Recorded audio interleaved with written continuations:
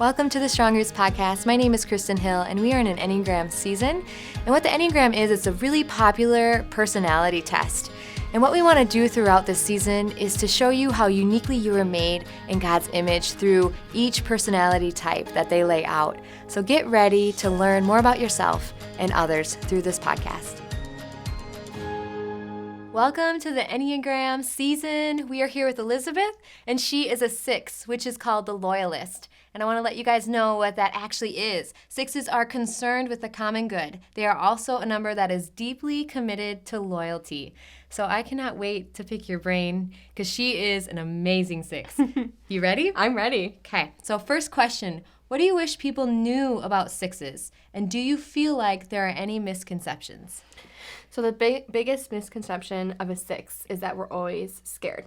But we're not. We just like to plan. We thrive on planning. We get excited when something's coming. It's like a vacation, or you're going out with friends, or even something at work. We're so excited for this new thing to come, and we want to plan every single detail so we're prepared for whatever might come. But we're not scared of things going wrong.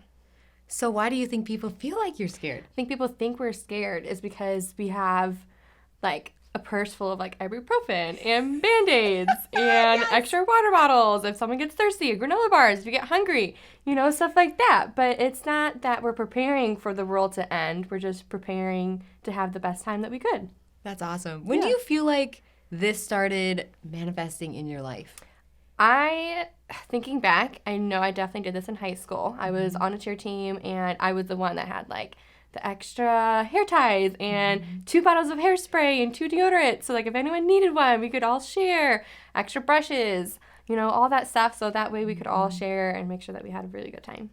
I love that. Yeah. Everyone needs a friend like you. Yes. Okay, so in your opinion, what are the greatest strengths in a 6? The greatest strength for a 6 is that we're loyal. So once we get that initial relationship going with someone, like that's it. We're best friends.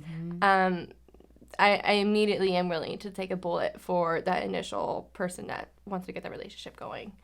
Has that ever backfired or been a weakness? Do you ever feel betrayed? Oh, yeah. Yeah, that's definitely backfired. It definitely is a weakness for a 6 is that we're so loyal.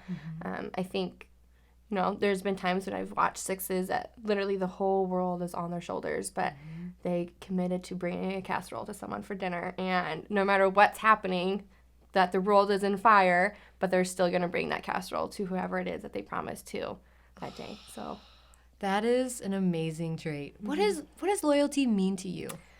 Loyalty means to me that, like, no matter what, you're together. Even if your friend or a coworker is doing something you don't necessarily believe in, or you exactly 100% agree with what they're doing, like, you're there. You got their back. If it goes down, you're there. You're going down with them. Or if it's going great, like, you're pushing them up so that they can keep going good. So no matter what, you're there.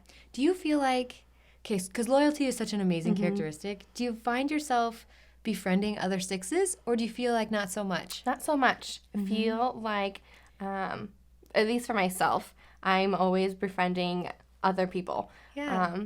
Just because I feel like everyone needs someone to be there for them all the time, and a lot of people don't. They don't have anybody to be there. So if I could be that one person that is no matter what there for you, then like I'm going to be that person. What? Now I'm kind of going off the cuff here, but what number do you feel like you gravitate towards the most in friendships? I think 2s. Yeah. I know a lot of 2s. Love hanging out with 2s. I feel like I can relate a lot to 2s. Yeah, why do you think that is? I think because 2s are so happy and they like to do a lot of fun stuff. And I love doing fun stuff, but I like to be the planner of the fun stuff. So I think whoever I can get to do the fun stuff with me, but that will let me plan it. Yes! That'll be great. That's so good. Because, man, opposites attract. Yes. And it's fun. Like, you have overlapping in between. Yep. I love that. Okay, so what part of being a 6 makes you cringe, and how do you rely on Jesus with that?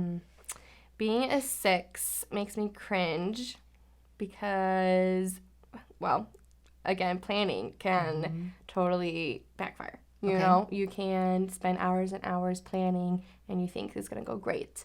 And in the end, it doesn't. And you're like, super sad. Like, dang it, God. Like, why did all that happen? Why did it go so bad? But then you just have to rely on Jesus. Like, it's his will. If it went bad, then, like, that's what needed to happen for whatever reason. So, do you feel like you've learned some of your greatest life lessons through failure? yes, definitely. I think a lot of people sometimes regret when they go through failure, or they try to think of, like, what they did wrong.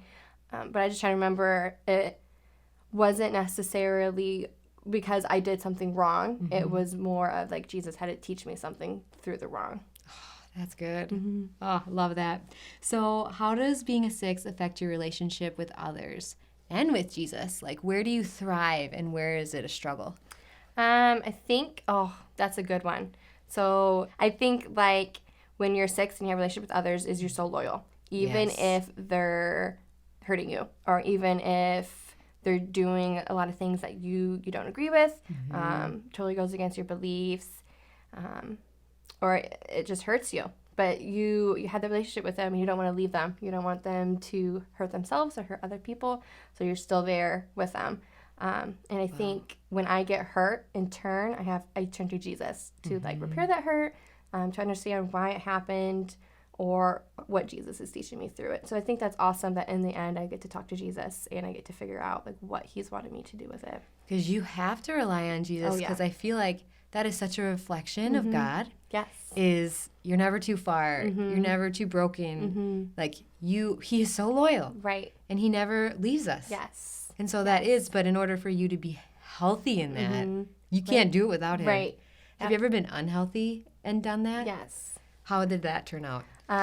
It totally just destroyed all of the relationships I was in.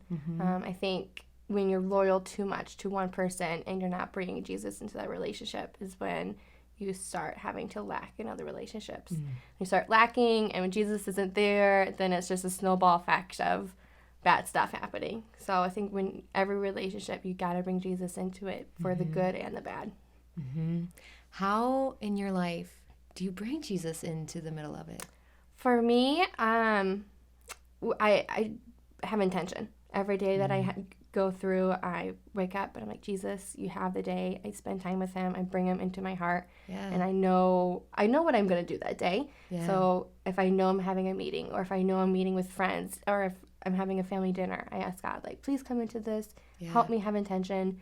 But then there's times you meet with someone and you had no idea they were walking into church that day, or you had no idea you were seeing them at the grocery store.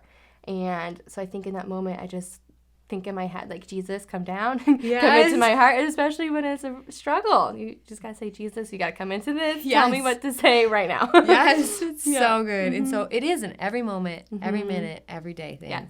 Yeah. Love it. So, well, we kind of hit this, but what traits of a 6 best reflect Jesus' character and God's image? I think it's being there no matter what. I love that Jesus, no matter what, is always there. There's been times where have had bad memories, and I go back to it, and I bring Jesus into it. It's just so awesome to know that, like, through all the bad, before I became a Christian, he was there. He was there. Arms were wide open, just waiting for me to run to him. And 6s are totally the same way with their friends and their family members and their coworkers. Even when things go bad, like, they're there. We're waiting. Just come back to us. That's so good. And I feel like that is unique to you guys. And it's so refreshing in this world because it's not very common. I love that. So last question. What traits of 6s do you easily agree with? And any that you don't agree with? Easily agree with being loyal. Totally love just having, like, my people. When you walk into a room, you're like, okay, Kristin's there. I got her. Something goes down, I know she's going to be there. But I disagree when people just think that we're fearful. We're scared of everything. And we're really not. We like to have I like to have fun, at least. And, you know. Yes, because you feel like almost that's like, hey, you're pointing out something I can be at my weakest moment. And saying that's who I am all the time. And it's just like, hey, why are you picking on me? Yeah, and that's so true. I mean, at times I totally think, like, the world is ending, everything's on fire. But that's, like you said, that's when your weakest moment. And when I am feeling that, that's when I'm furthest from Jesus. So as long as I rely on him and I have him be my ground and I pull back into him, then his traits are the ones that are flowing through me and not my natural bad traits. Yes. And don't you feel like Jesus, we're doing a personality season, but don't you think Jesus changes everything? Oh, yeah. Yes. Once I became a Christian, I feel like I've always been a 6, at least in my adult life, but I feel like once I became a Christian, I became a way healthy 6. Yeah. And before that, I was a 6 with all the bad traits that were overflowing, and I had hardly any good 6 traits. That is, it's a miracle. It totally is. Yeah. I love watching God work in every Enneagram type and watching them flourish in the same personality, but all the good parts being able to grow. Me too. This is so good. Yeah. Thank you so much. You're welcome. So I'm going to challenge the 6s because here we have all this information. We got to interview Elizabeth. So I want to leave the 6s who are watching a specific challenge. And those are to ask God for growth and do not be pessimistic and discouraging about change, like Elizabeth was talking about, but embrace it and plan for it and be that person. Second challenge, man, certainty isn't always guaranteed. So practice accepting the unknown and making godly decisions anyways. And the third one is develop a great habit of prayer. Like Elizabeth said, inviting God into every moment, every day, because that is how you're going to best process that fear and anxiety. And Elizabeth, which one of those do you feel like you want to accept as a challenge? I think I want to accept as a challenge the first one, asking God to not let me be pessimistic. If a plan is not going my way, I know that it's God's will and that he has something even better imagined than I could have imagined. I love it. Yes. All right. Well, we would love for you to take this challenge as well because we want to see you become more like Jesus and for him to, overcome your weaknesses and even take your strengths to the next level. And we can't wait to see you for our next one. Thank you for checking out the Strong Roots podcast. If you are curious what your type is, make sure to check out the link in the description below. And if you don't want to miss out on any future content, make sure to follow us on all our social media platforms. And we are praying that your roots stay strong.